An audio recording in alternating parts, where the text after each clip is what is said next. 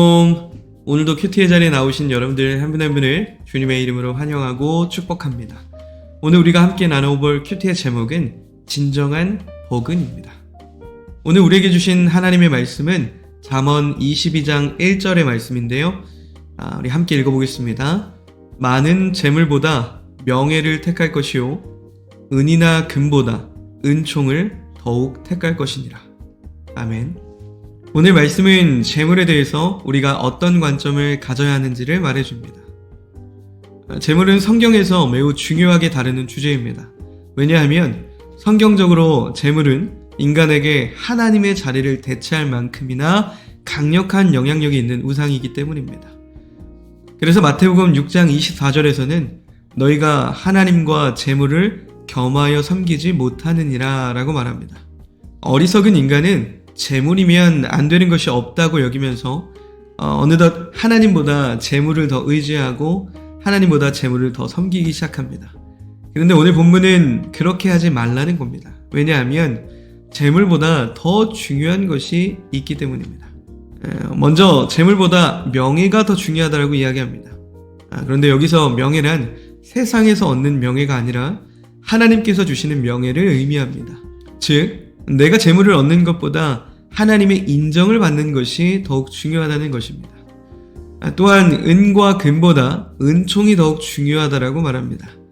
여기서 은총이란 하나님이 자격과 조건 없이 우리에게 베푸시는 은혜라고 말할 수 있습니다. 그러므로 재물보다 하나님의 은혜가 더욱 중요하다는 것입니다. 누가복음 12장 말씀을 보면 어리석은 부자의 비유가 나옵니다. 이 부자는 여러 해 쓸 물건과 곡식을 쌓아두고 이제 내 영혼아 편안히 쉬고 먹고 마시고 즐거워하자라고 말합니다. 이 부자는 재물만 있으면 자신의 인생은 보장될 것이라고 여긴 겁니다. 그러나 그것은 너무나 잘못된 생각이었습니다. 그에게 하나님은 어리석은 자여 오늘 밤에 내 영혼을 도로 찾으리니 그러면 내 준비한 것이 누구의 것이 되겠느냐라고 말씀하셨습니다. 재물이 내 인생을 지켜줄 것이라고 여겼지만 그가 갑작스레 이 땅을 떠날 때 그 모든 재물은 그저 헛된 것 그리고 그를 지켜줄 수 없는 것이 되어버리고 맙니다. 우리 인생을 지켜주실 유일한 분은 하나님이십니다. 그러므로 우리 인생의 재물보다 하나님의 인정을 받고 하나님의 은총을 받는 것이 비교할 수 없이 중요한 것입니다. 그렇다면 재물은 우리에게 어떤 존재가 되어야 할까요? 재물은 하나님의 영광을 위해서 또한 사람을 섬기기 위해서 사용하는 수단이 되어야 합니다.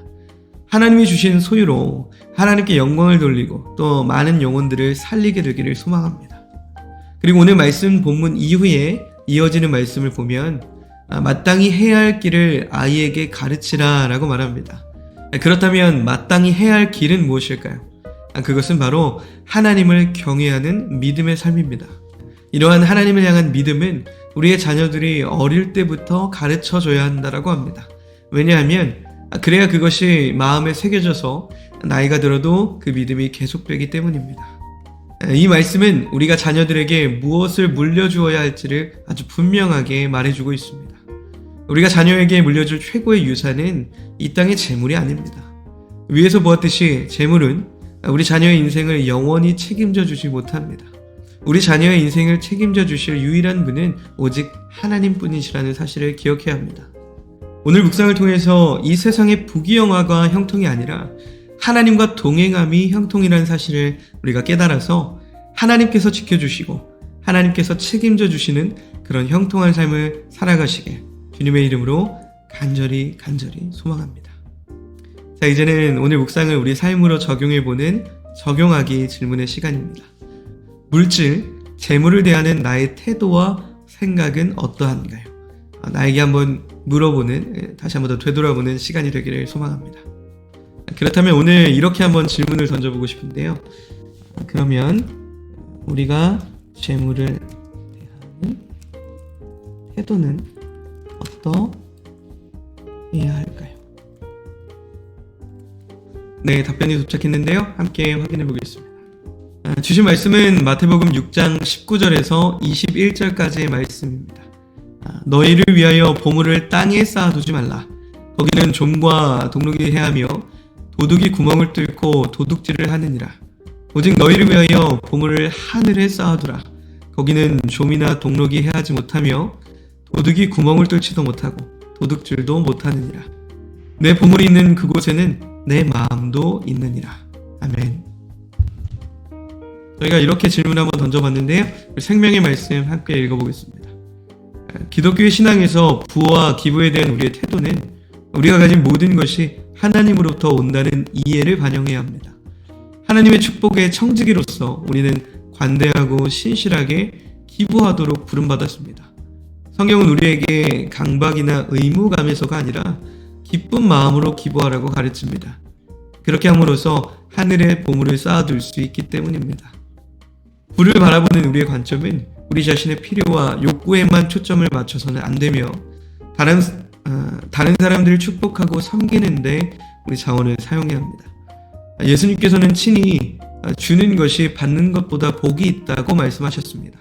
그러므로 우리는 진정한 부는 하나님과의 관계와 그리고 다른 사람에게 축복이 되는 것에서 찾을 수 있다는 것을 인식하고 감사와 만족의 마음을 갖기 위해 노력해야 합니다. 우리가 기부할 때 개인적인 이득을 얻으려는 욕망이나 그리고 기부가 재정적인 번영을 보장한다는 믿음에 이끌려서는 안 된다는 점을 유의하는 것이 중요합니다. 이러한 태도는 우상 숭배와 하나님의 공급에 대한 왜곡된 이해로 이어질 수 있습니다. 대신 헌금은 하나님에 대한 진정한 사랑과 우리의 자원으로 그분을 공경하려는 열망에서 비롯되어야 합니다. 궁극적으로 재물에 대한 우리의 태도는 사랑, 관대함, 그리고 신실함의 원칙에 따라서 우리의 마음을 하나님의 목적과 그분의 왕국에 맞추기 위해 노력해야 합니다. 저는 오늘 말씀 중에서 특히 우리가 아까 묵상을 통해서도 이야기 나눴지만 진정한 형통, 진정한 부는 하나님과의 관계이라는 사실을 늘 기억했으면 좋겠습니다. 그리고 다른 사람에게 축복을 베푸는 것, 복이 되는 것, 그것이 형통하는 길이라는 사실을 기억하는 오늘 하루가 될 수 있기를 주님의 이름으로 간절히 소망합니다. 자, 이제 오늘 하루에 우리의 마음을 주님께 결단하고 우리 기도함으로써 오늘 큐티를 마무리하겠습니다. 사랑의 주님, 오늘 하루도 내가 정말로 붙잡아야 하는 것이 무엇인지를 깨달아서 오직 하나님만 경외하는 인생을 살아가게 해주세요. 예수님의 이름으로 기도합니다. 아멘.